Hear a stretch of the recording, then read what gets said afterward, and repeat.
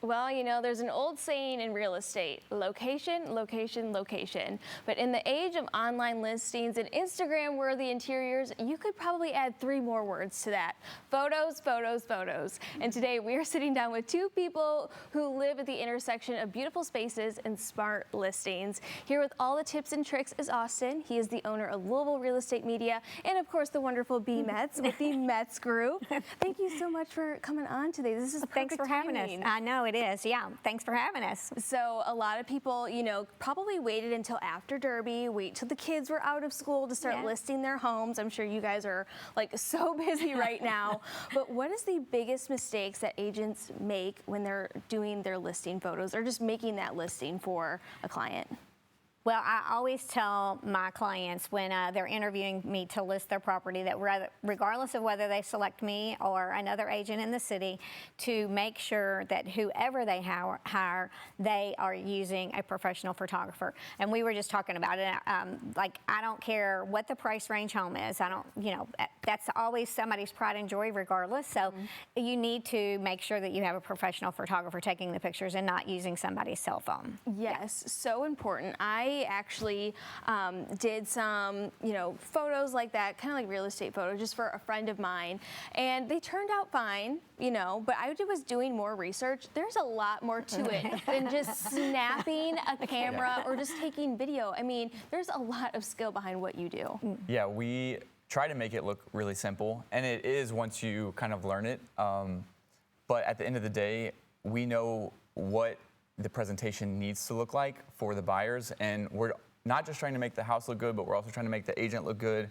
We're interacting with homeowners, they have kids running around, or the house is vacant. So we see it all, and our goal is to just step into that home and make it look as good as possible. I know. I mean, I'm closing on a house next week, which I'm so excited for, but I have seen hundreds upon hundreds of listings.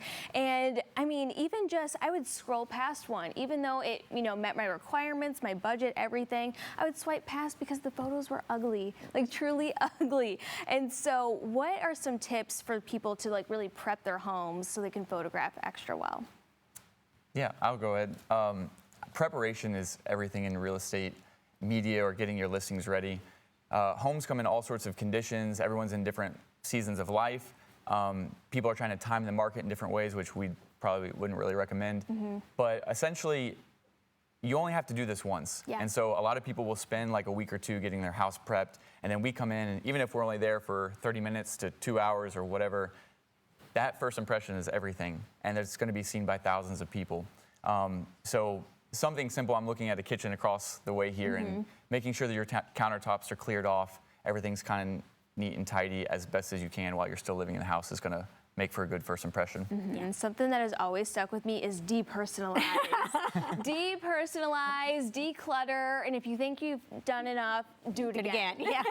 Yeah. How many times have I said that on the show? I know, for real. Like almost every single time, because truly it is that important. Yeah. And social media is huge nowadays. I feel like real estate agents are like the local influencers nowadays because they're really showcasing the city and also showcasing these homes. And I swear to you, drone video, that can make all the difference to a property as well, right? Yeah, I mean, when you talk about location, we want buyers to be able to see not what the space looks like inside, but what does the surroundings look like? What does the neighborhood look like? What amenities are nearby?